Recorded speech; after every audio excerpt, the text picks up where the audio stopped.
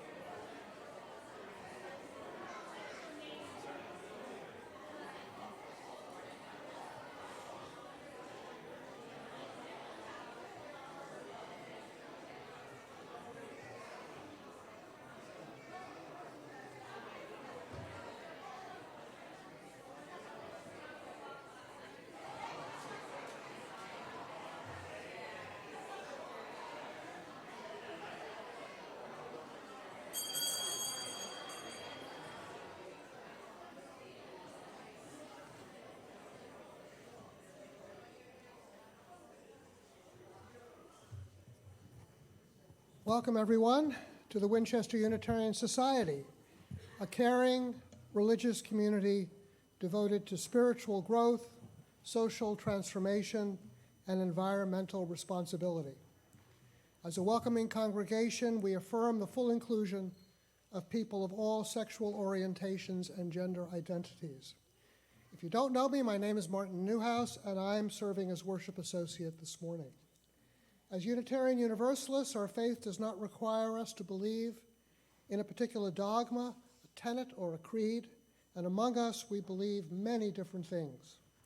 We prize freedom of thought and open, honest discussion and questioning, because these, we believe, enrich both our spiritual lives and our work in the community. Indeed, we can still say today proudly, as the first minister of this society, Richard Metcalf, did more than 100 years ago, quote, "We do not regard even the best creed as final. We look for new truths and new statements of old ones. We maintain the unlimited right of free inquiry." But while our faith does not impose any dogma or belief, we recognize that it does call on us to do certain things. And among those, we recognize and affirm the inherent worth and dignity of every person. In that spirit, we greet with joy and fellowship all who are gathering with us this morning, both in person and via live streaming. We welcome you all. I have a couple of announcements. The first one is that Reverend Seth will be leading a workshop this afternoon downstairs in the Windsor Room at noon titled, quote, "If You Need More," unquote. On Friday, the transition team emailed out the summary of the shared history of events held at the end of March and the beginning of April. We encourage you to read through the history that was shared. And if you want or need to share more about any part of Winchester Unitarian Society's history, the challenges, or the blessings, this afternoon's workshop is a chance for you to do that. So that is at noon. I also wanted to mention that Liz Lintz and I will be together working on the summer services, and I am very glad to say that it looks like we have almost a complete slate of people to lead services. And so I hope that anyone who is around and can do so will join us for services on Sunday during the summer. Our summer services start on Sunday, June 15th. And remember, the summer services start at 10 a.m. And then after the service this morning, as usual, all are invited to meet for fellowship, conversation, and refreshment in the Sims Room, which is located right behind the sanctuary. And now, let us all open our hearts and minds to the spirit of worship.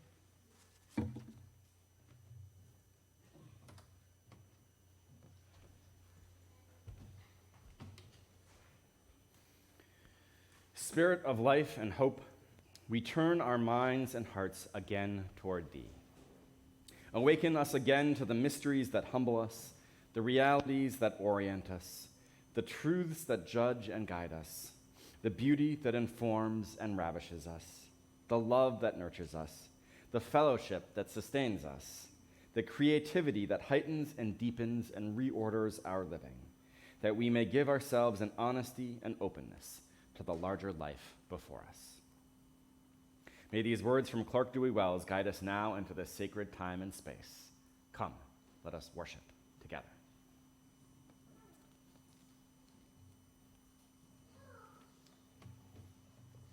I now invite Theo Kent to come light the chalice. Is Theo here? Oh, great. Hi, Theo.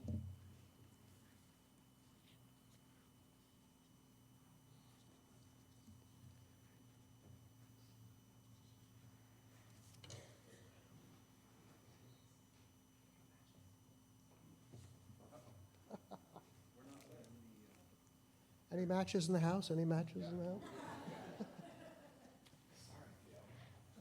These days, nobody carries matches or lighters. Thank you, Reverend Seth. We dedicate our chalice this morning with words by the Reverend Heather Janulis. Our prophets died for the freedom of faith. We are here in their spirit. We are here to practice and sustain our living tradition, to light a chalice, claiming for justice the heat and power of fire. In our free faith, we are here seeking freedom from despair, the freedom to be loved as ourselves, and the freedom to grow beyond imagination. We are here, gathered in the name of all we find holy. Let us give thanks for the gift of gathering here. And now please rise in body or in spirit to join in singing our opening hymn, number 21 in the Gray Hymnal, For the Beauty of the Earth.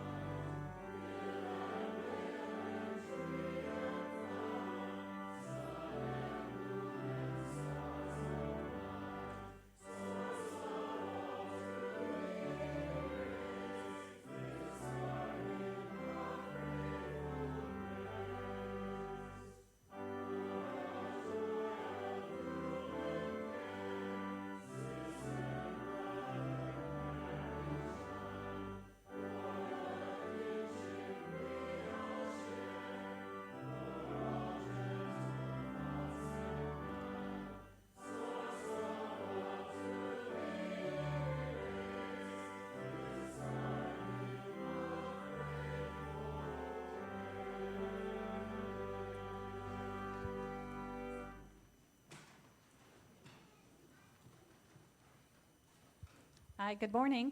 I'm Allison Kirchgasser, Chair of the Membership Committee, and on behalf of the Membership Committee, I would like to invite our new members to come up and stand on the steps of the chancel. Be sure to bring your new member affirmation, and your families are welcome to join as well. And please be sure to read the biographies that are in the order of service about these fabulous people.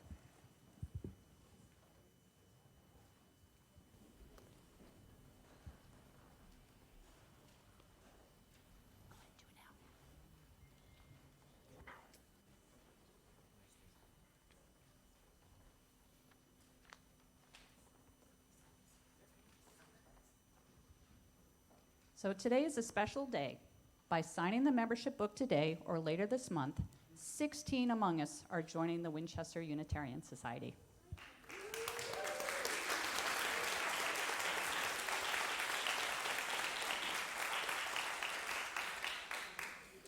It is my joy to introduce, though we have known some of these folks for a while, and some are more new, Kit Albrecht, Liz Black-Succi, Cheryl Blanchard, Michelle Crawford, Zahira Crawford, John Grebe, J.C. Ippolito, Victoria Ippolito, Diana Jaquinta, Devin McClurkin, Jean McClurkin, Sarah Phillips, Jesse Weinstein, Ramsey Railsback, Nancy Strock, and Matt Wilson. Welcome, everyone.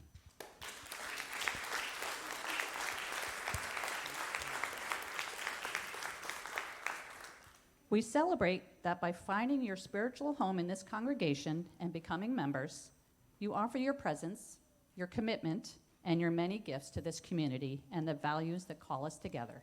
Welcome. New members, please join me in reading the new member affirmation. As new members, we accept the gifts and responsibilities associated with membership, support this religious community with our time, talents, and resources, and to join the Winchester Unitarian Society in the common quest for spiritual growth, the common purpose of building meaningful lives in a better world. Will the congregation please rise in body or in spirit and read in unison the congregational affirmation? The words are printed in your order of service. We welcome you with anticipation and joy. We hope you find here room to flourish in mind, body, and spirit.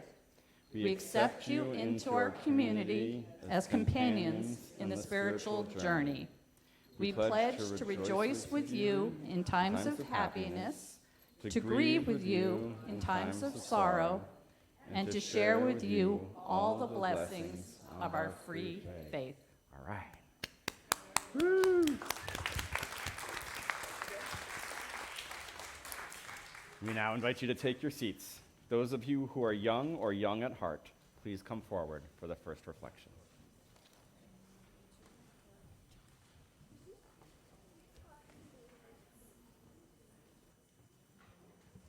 Come on up, everybody. Olson, you got a shortcut this morning. You didn't have to come up twice. Otto, why don't you join us down here so you can see?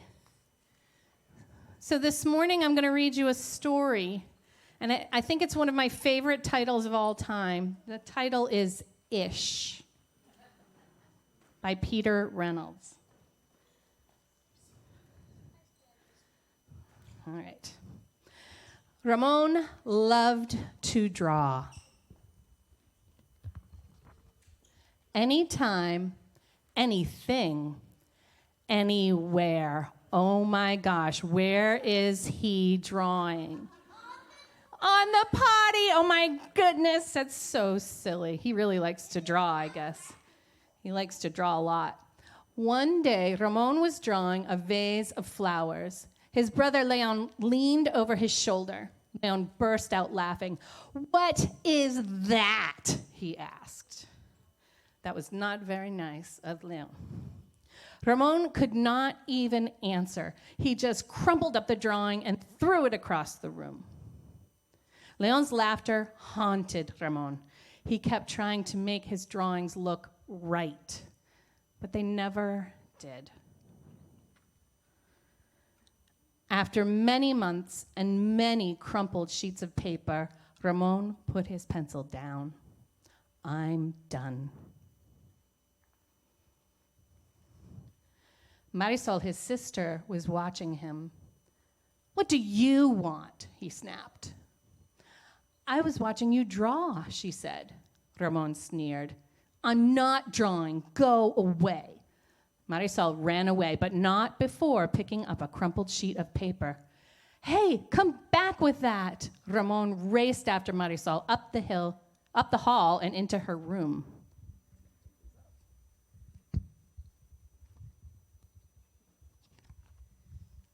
He was about to yell, but fell silent when he saw his sister's walls. He stared at the crumpled gallery. What does she have up on her walls? all of his crumpled up drawings. "This is one of my favorites," Marisol said, pointing. "That was supposed to be a vase of flowers," Ramon said, "but it doesn't look like one." "Well, it looks vase-ish," she exclaimed. "Vase-ish?" Ramon looked closer. Then he studied all the drawings on Marisol's walls and began to see them in a whole new way. "They do look ish," he said. Ramon felt light and energized. Thinking ishly allowed his ideas to flow freely. He began to draw what he felt, loose lines, quickly springing out without worry. Ramon once again drew and drew the world around him, making an ish drawing felt wonderful. He filled his journals, tree-ish, house-ish, boat-ish, afternoon-ish, fish-ish, sun-ish. Ramon realized he could draw ish feelings too, peace-ish, silly-ish, excited-ish. His ish art inspired ish writing. He wasn't sure if he was writing poems, but he knew they were poem-ish. One spring morning, Ramon had a wonderful feeling. It was a feeling that even ish words and ish drawings could not capture. He decided not to capture it. Instead, he simply savored it. And Ramon lived ishfully ever after. The end, ish. Now I invite the grown-ups to sing the children and teachers to religious education. The words are in your order of service.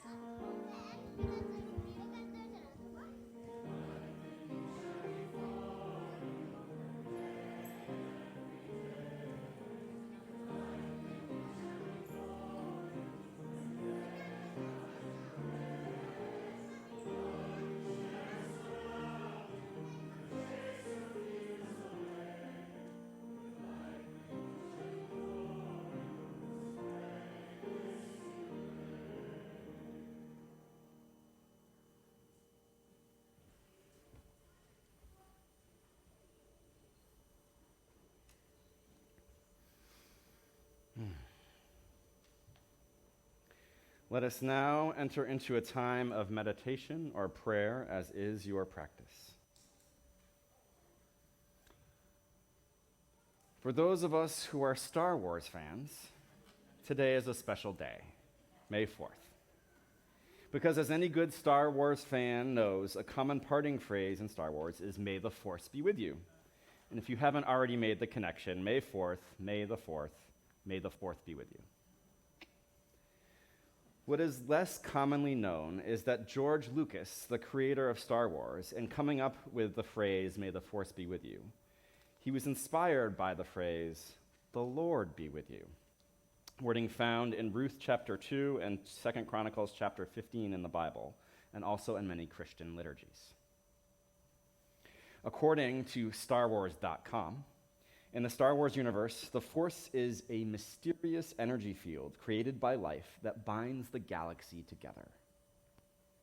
And in the movies, books, and TV shows, those who have the ability to channel or use the Force can read minds and manipulate other people's minds, levitate objects in themselves, and all sorts of cool things. Now, obviously the Force doesn't exist in this way in our world, but I love the definition. A mysterious energy field created by life that binds the galaxy together. That's actually pretty close to my personal definition of God, except that in addition, I call that energy love. May the Force be with you. May the Lord be with you. May God be with you. May love be with you. You may not agree with my definition of God as love, and that's okay. You may also not believe in God, period, and that's okay too. God as love, though, is part of our universalist heritage, Many UU congregations with Universalist roots have a stained glass window or ancient banner somewhere that says, God is love. There is, in fact, a stained glass window right here behind me saying that very phrase. God is love. Whether we believe in God or not, there is something lovely about the phrase, may God, meaning love, be with you. May love be with you. This is one of the messages I hope we are communicating every Sunday here in this place. For learning to love ourselves is one of the most profound spiritual challenges we face in this life, as is the act of loving others, something that should be easy and yet so often is not. And so today, as we meditate on love and what it means to love ourselves and one another, we offer each other this simple prayer. May love be with you. I invite you now to turn to someone seated near you and say, may love be with you.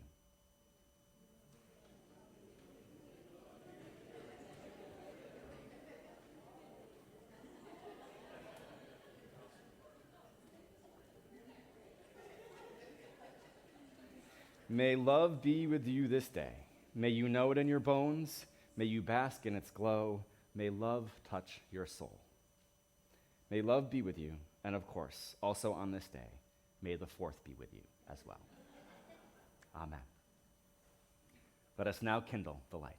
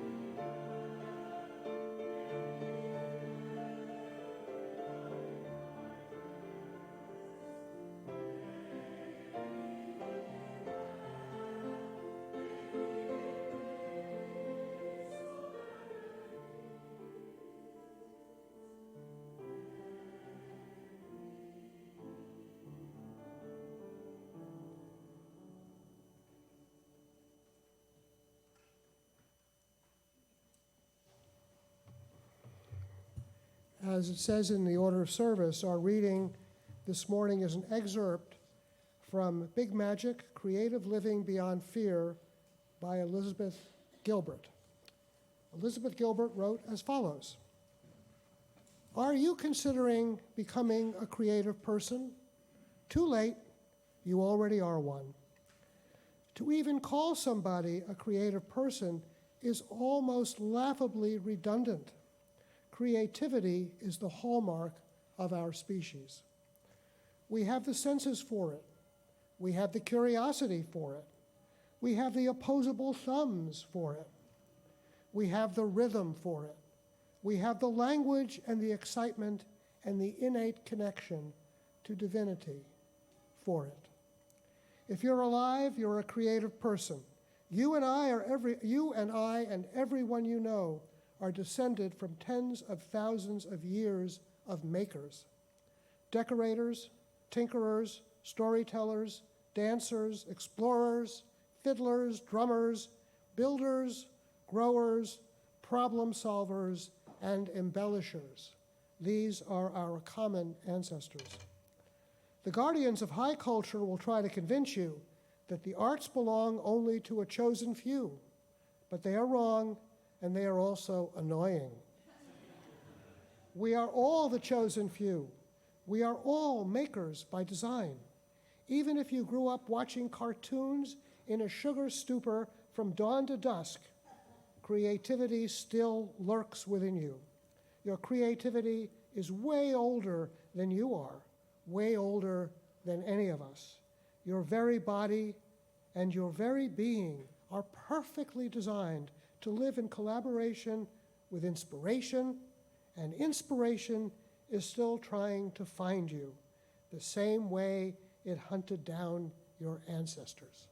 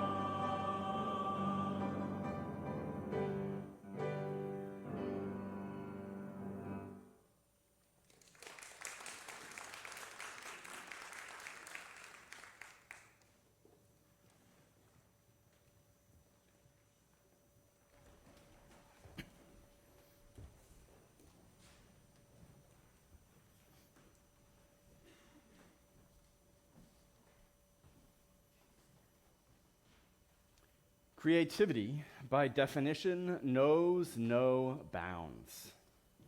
If you've ever watched the TV show Making It, or if you've ever watched a child given a pile of art supplies, you know there are endless ways to use a variety of materials to make whatever your brain can imagine. There are endless ways to be creative. We see it in the natural world as well. Mother Nature is tirelessly creative. Spend time outside, and it is hard to miss the endless combinations and permutations of colors, shapes, and sizes as animals and plants live and evolve, as rivers flow over rock formations and form canyons, as the sun and the sky interact to paint sunrises and sunsets in the sky. Whether it's nature or the human imagination, creativity is joyful and energetic, bountiful and boundless. And so it is that I have a confession to make this morning. I have been narrow-minded. I have created boundaries, false limitations in my head when it comes to my own understanding and definitions of creativity. I bought into the idea that creativity was limited to the arts: music, drawing, painting, dancing. I also bought into the idea that I just wasn't very creative. Even though I learned to play the flute starting back when I was 8 years old and became quite skilled at it by many measures, that was just following what was written on the page, right, reading the music, and I just really never thought of myself as creative. Part of it, I think, was because I was such a good rule follower and people pleaser. I learned early and well that people pleasing and rule following was the way to go. I remember clearly an assignment from second grade that was supposed to measure how well we followed directions.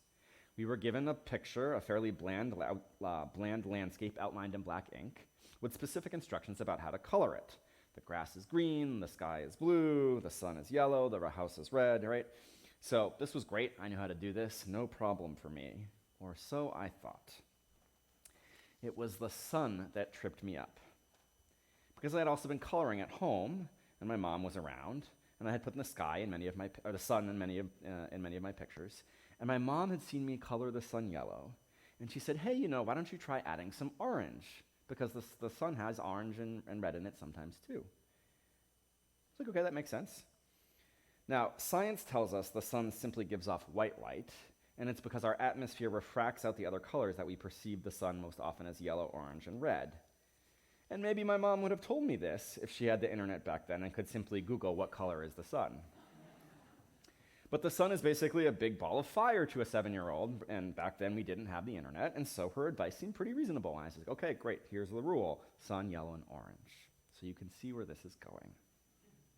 When I was completing the assignment, even though I saw the line that said color the sun yellow, since my mom had told me to color it yellow and orange, I colored it yellow and orange.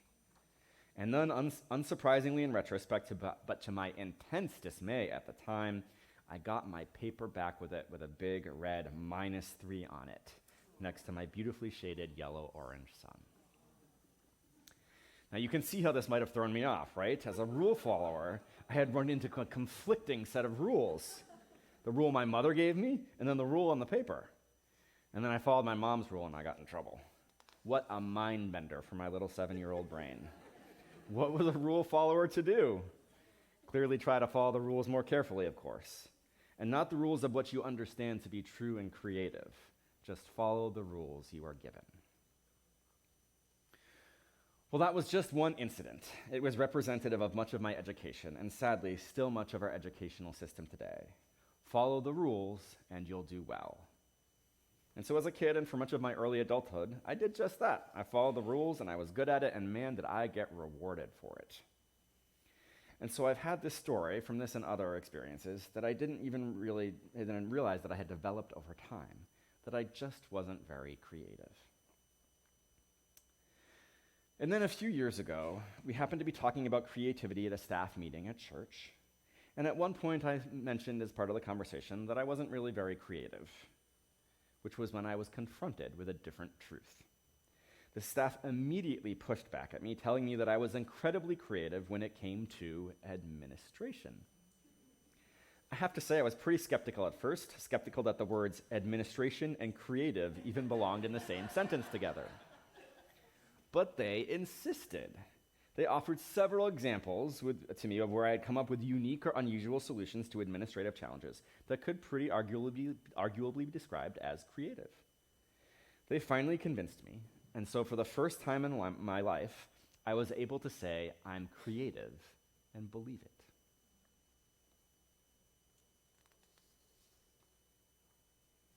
Now, you might be wondering, what does all of this have to do with religion and spirituality, though? As we heard in our reading this morning from Elizabeth Gilbert, in an ideal world, I need not had to learn that I was creative. I would have just known. Gilbert wrote, "The guardians of high culture will try to convince you that the arts belong only to a chosen few, but they are wrong and they are also annoying. We are all the chosen few. We are all makers by design. Even if you grew up watching cartoons in a sugar stupor from dawn to dusk, creativity still lurks within you," she wrote. And so the first answer to that question is that creativity is important to us from a religious and spiritual perspective, because it is an inherent part of who we are as human beings, cultural messaging to the contrary. And then Episcopal priest Matthew Fox takes it a step further. He suggests in his book, Creativity, Where the Divine and the Human Meet, that our true nature as human beings is, in fact, our creativity. He wrote, "Today, science is also instructing us in the origins of creativity and finding that the whole universe is permeated with the power of change and birth." Physicist Brian Swimme summarizes the finding of science in this way: "If you let hydrogen alone for 13 billion years, it will become giraffes, rose bushes, and humans." He also suggests that the creative power of evolution has shifted from biology to culture, and that creativity has thus come to define who we are at our best. Returning to Fox, the Episcopal priest, who also adds, "When the Bible declares that we are made in the image and likeness of the Creator, it is affirming that creativity is at our core, just as it lies at the core of the Creator of all things.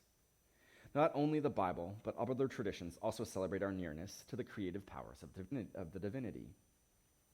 As Sufi mystic Hafiz declares, all the talents of God are within you. How could this be otherwise when your soul derived from his genes?" Whether we consider creativity as sourced in the divine, or whether we think of it simply as one of the fundamental characteristics of the universe, there seems to be no way around that, as Elizabeth Gilbert told us, we are creative beings. We are not simply consumers, addicts, cogs in the machine, couch potatoes, boring, or lazy. No, as both Fox and Gilbert argue, we are vibrant and creative makers, as we have been for generations, as we have been for thousands of years. And when we lose track of creativity in our lives, whatever creativity looks like for us, we lose some of the essence of who we are. If our educational system is too often set up to promote the opposite of creative thinking, if we too often lose our own sense of creativity in our busy world of work and household chores, if the lure of TV always present in our living rooms and technology always present in our pockets too often leads us into passivity, where might we go to rediscover or cultivate our creativity? For all its flaws, corporate America actually, in the form of Nike, offers a good suggestion. Just do it. Whatever activity that speaks to your heart, that feeds the creative muse inside you, just do it. Don't let fear or anxiety or other people's judgment get in your way. Just do it. Peter Reynolds, the author of our first reflection story this morning, Ish, has really got lots of great books about creativity. One of the other ones he has written is called The Dot. And in The Dot, an art teacher encounters a not creative kid who isn't good at art. And so the art teacher takes this kid's piece of artwork that's just literally a dot on the paper, and the kid comes back into the art class the next day, and there it is up on the wall in a frame. And the teacher says, "Will you sign it for me, please?" And the kid's a little skeptical at first, but then really starts to get into the idea and rolls with the dots and starts creating wildly creative artwork that is comprised of dots of all kinds and shapes and colors and sizes, culminating in a dot art show. So if fear or anxiety or self-judgment are holding you back, just do it. Just do it and then do it again and then keep on doing it. Whether it's a dot or knitting or anything, whatever it is, it can become a creativity for you if it speaks to you.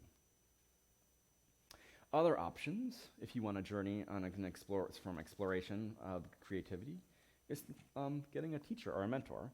And you can do that with a teacher from all sorts of things, but also there's stuff you can read, such as The Artist's Way by Julia Cameron. Cameron offers a 12-week course in the book to greater creativity in your life that is very different from the typical, here's 30 tips to creativity in a month. The bedrock of the process is 2 tasks. First, writing 3 pages of stream of consciousness writing every morning to, among other things, help clear out the mental cobwebs. And second is putting on your calendar 2 hours each week to get in touch with your creative side, whatever that looks like for you. And if writing isn't your jam, the underlying form remains. We can set aside time to practice being creative if we want. Of course, there are spiritual paths to approach creativity as well. Zen Buddhism has a long and deep history of teaching and learning through the arts. And the foundation for spiritual practice, sitting Zazen meditation, is also the foundation for much of Zen artists' creative work. Zen spiritual practice and Zen creative practice both suggest that we seek the place of stillness that meditation brings. Spiritual health and creativity then both spring from that stillness within. And then Taoism offers a similar, if slightly different concept or perspective in its concept of Wu Wei, or non-action. The Tao Te Ching explicitly tells us it is through non-action that nothing is left undone. It is through non-action that nothing is left undone.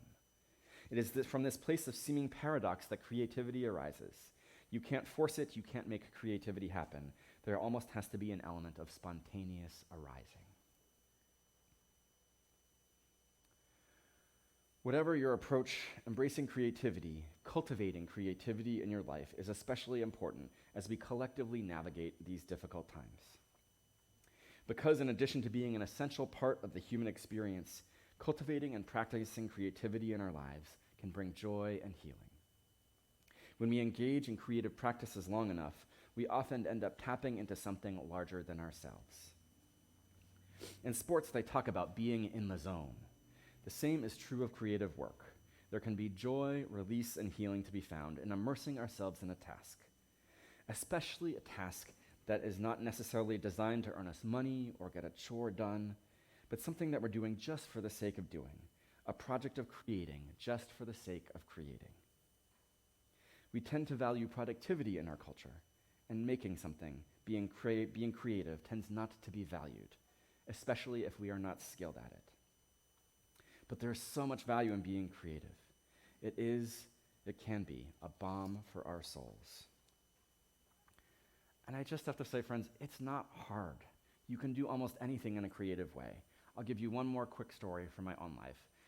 About a year ago, we were coming home, and this was when Phoebe, my youngest, was still napping. We were trying to get her out of napping, I should say, and it was later in the afternoon. I was trying to keep her awake, and she was falling asleep, and on our drive home, we often go by the ocean. And then I could see her nodding in the back seat. And so I said, Phoebe, say hi to the ocean. And she's like, what? Say hi to the ocean. And she said, okay, hi, ocean. I was great. And I said, okay, great, now let's make up some other things that we can say hi to and pretend it's the ocean. Say hi, strawberries. Right? I mean, this is literally silly, right? But she said, hi, strawberries. And so then we said, hi, chair, hi, rug, hi, we just kept going for the next 10 minutes as we were driving on the ocean, saying all these random silly things to the ocean. And this game is now Phoebe's favorite game. We often drive by the ocean on our way to school, and I actually kind of dread it a little bit now because we do it so much. And sometimes there's traffic, right? And 20 minutes of coming up with things to say to the ocean is a lot. But it's one of her favorite games that we play now. Totally silly, right? Totally nonsensical. But it just came up. I came up with it in the spur of the moment. So it doesn't have to be hard. You can be creative in silly and fun ways. And so, friends, as we live in a culture that encourages consumerism and passivity, as we grow up in an educational system that encourages us to follow the rules and memorize facts, As we work in business environments where ticking all the boxes on our checklist usually gets us the rewards we seek. For our own spirit, for our own mental health, for our own emotional and spiritual well-being, we must not forget to cultivate creativity. Whether that's coloring or playing or cooking or trying new administrative practices, find a way to do what we have done throughout human history. Make something with joy and love in your heart. Create, heal yourself and the world. Find, bring, create joy. Amen.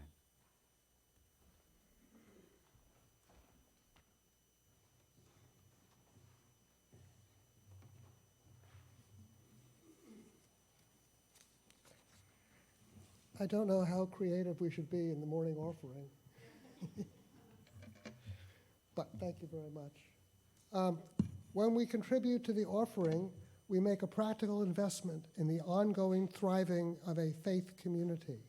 The Winchester Unitarian Society cannot pay the electric bill, or our staff, or run our live stream technology, or do any of its many activities without financial support. Yet, when we give to the Winchester Unitarian Society, we are also making a public affirmation of our shared values. In the language of community organizing, our money, whether it is everyday cash, a check, or electronic data shifting from our bank accounts to the Winchester Unitarian Society, is, quote, congealed commitment, close quote. Commitment to this congregation, to who we are, and what we are ever seeking to become. Speaking of commitment, we have a long-standing practice of committing one half of our Sunday collection to organizations living out Unitarian Universalist values in the wider world. And as you know, again from the order of service, this morning we share our gifts with the Dwelling Place, a soup kitchen which provides meals for approximately 50 guests on Monday, Wednesday, and Saturday nights at the United Methodist Church in Woburn. The funds collected will be used to purchase food for the means that for the food, the soup, and things that we serve at the Dwelling Place. The ways to give this morning are explained in your order of service. Those in the sanctuary may give cash, checks, or donate electronically. Text to the number in your order of service or visit our website under the Giving page. And if you are visiting with us for the first time this morning, either in person or online, you are our guest. The most valuable thing you can offer at this moment is your contact information so we can stay connected beyond this Sunday. Live stream attendees will see information about how to complete the virtual visitor card in a moment. In-person attendees should be able to find a physical visitor card in the pew pack in the row in front of you. Please complete it and put it in the collection plate. The offering will now be generously given and gratefully received.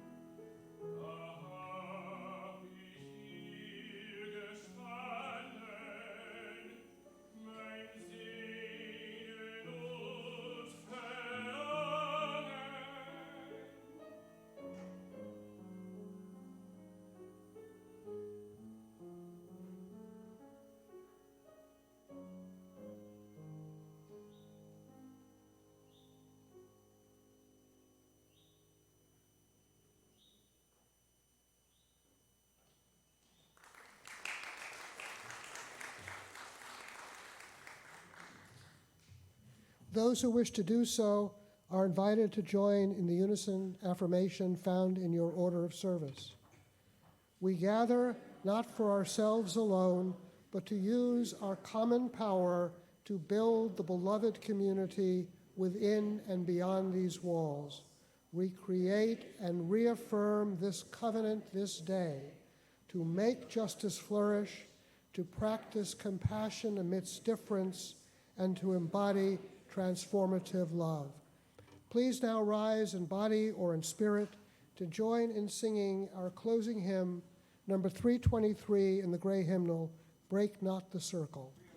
309, pardon me. Hymn number 309, Break Not the Circle. Thank you.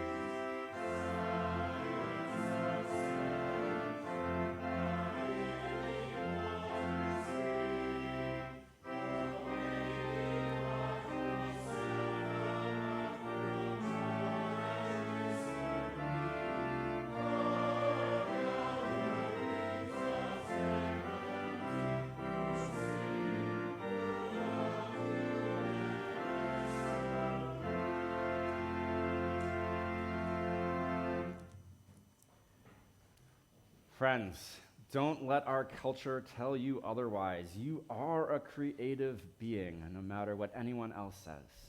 Let nothing hold you back, especially in these times where we need our creativity as a spiritual practice to lift us up and make our hearts sing and our beings whole. Let nothing hold you back from practicing creativity and cultivating creativity in your life. May love be with you. Go and be blessed and be a blessing. Amen.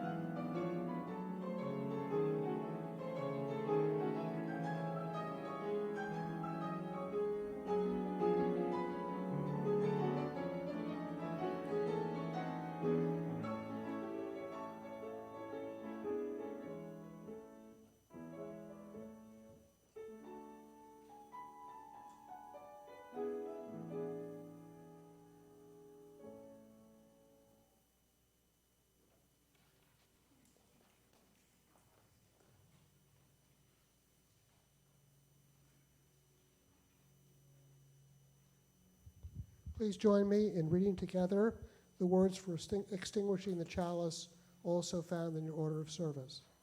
We extinguish this flame, but not the light of truth, the warmth of community, or the fire of commitment.